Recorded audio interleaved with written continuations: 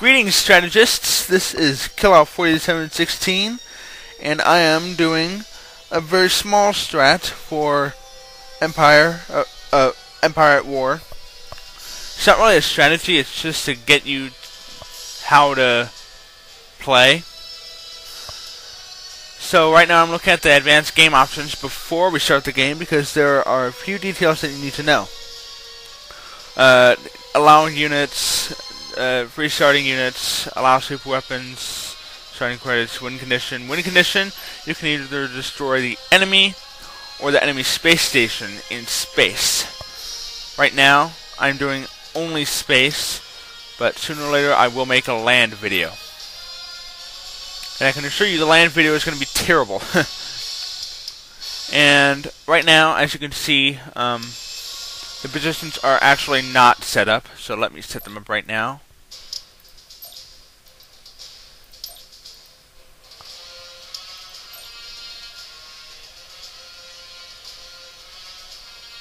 Let's have this person be green, dark green. Okay, another few things you need to know is, I don't know if you can see the mouse, but I'm pointing to number 1. There are only 2 slots, but this is a 4-player map. How is this so? Well, in this game, you don't have individual bases. You only have frickin' one base, and both people share it. So that means both of you also have to be the same faction. So right now, I'm going to be this consortium. I'm the only one on the team, and I'm going to go up against an easy rebellion. I'm not going to give him a name. I'll give him a name when I actually do a strat. While the game starts up, I need to tell you that in space, there are only 2 hazardous terrain: asteroids and nebula. Asteroids damage vehicles over time, with the exception of the consortium, which can hide in an asteroid untouched. Nebula disables the ability of the unit. And I think both decrease the sight range. Okay, so I'm going to begin. I have my epic pause button, so I can pause it whenever I need to. This only works for single-player games. Now here you notice that there's only one structure in my entire army. No, you do not build up. This is indeed the only structure that you can produce units with, which is a space station. Ready for action. And of course it is ready for action. So here, right now it is at level 1, or what we like to call tier 1. In space there are 5 tiers. Right now at tier 1 I can only produce fighters and bombers, which are Star Vipers and Skip Rays. And I can also get 2 upgrades and a tech upgrade to the space station. So right now I'm going to do that. Upgrade in progress. And I asked to start off with free units. So I have free units. Before I unpause the game, I'm going to explain what these things are. This is your money. Epic money, whatever. Called mining facilities. And these, up here, if I can get to them, are satellites. No duh.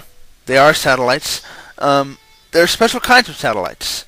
I'm going to explain them when I get to there. But in order to build stuff on them, you need to send a unit up close so that you can capture it. Star Viper Squadron reporting. Like so. We're on station. We're advancing on your position. And depending on if you have the default colors or not, it should change to be either green or the color that you are. So once you've captured a mining facility, you can build on it. And what are you going to build? An asteroid mining facility. No duh, it's the only structure you can build on mining facilities. Basically, this gives you your money. So just because you sent a unit next to it doesn't mean you have the mining facility. It just means that you have the ability to build something on it. So I'm going to go ahead and do that. Constructing. And here's my satellite. Now I can build stuff on it. I don't know what the Rebellion and the Empire get, but the Consortium get plasma burst satellites, which are good against fighters, diamond boron missiles, good against heavy units like Star Destroyers and whatnot, and the Sensor Scrambler basically jams radar. You know what the radar is, don't you? I know that they have missile satellites instead of diamond boron missile satellites, and I know they have laser satellites instead of plasma bursts. But I find it not as effective as both. But I'm going to build a plasma burst. I'm going to unpause the game. Weapons armed. I'm going to capture the rest. And the Zon Consortium is the only faction that can go into an asteroid field unharmed. I've already said that, but they are affected by the nebula. So doesn't matter. I don't like going in the nebula, and I don't like being in nebula. I'm going to build another. Please repeat the communication. Pick up visual scanning. This nebula is blocking our scanners. We're setting course for those coordinates. Station ready. Now for space skirmishes, which is most likely what I'm going to be doing strats for. Up over here, where the space station is upgrading, the orange lights, that is where the units and the tech upgrades are going to be. And over here, where the reinforced Durasteel is upgrading, that's where all of the upgrades are.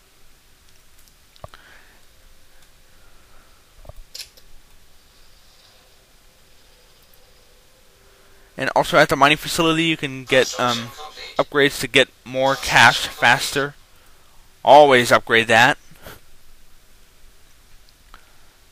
And also, something that just popped up in my head. Notice these lights flashing on the, well, not flashing, but on the space station. All of these serve a different purpose, and all of these must be destroyed to destroy, well, they are on the space station, so when they get destroyed, so is the space station. Here are all the parts. The communications array basically gives you your radar. Mass drivers, don't ask what they are. I think they're like proton torpedo launchers, which can bypass shields. Not entirely sure. Turbo laser battery, a very powerful laser. Laser cannon battery, basically the same thing as the turbo laser, except weaker. Supply dock. It doesn't matter if you still have your space station, or if you have one mining facility or 5 mining facilities, or if they're upgraded. If the supply dock is destroyed, all money earning is cancelled. So important. And then here we have the hangar. Every space station has the hangar. It gives you your free units in skirmishes. But in the Empire, most big units have hangars, which can produce TIE interceptors and TIE bombers, and sometimes even TIE fighters, which are not as powerful as TIE interceptors. And last but not least, definitely not least, because I find this as my primary target, the shield generator. Obviously produces a shield, giving it better defense. And when we upgrade the tier level, upgrade complete. you notice that the space station grows. so it becomes even more powerful. Building under construction. We're heading out.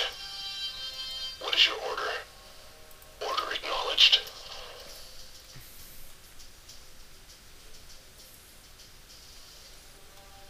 And I would be building at that mining facility, but I don't have the money.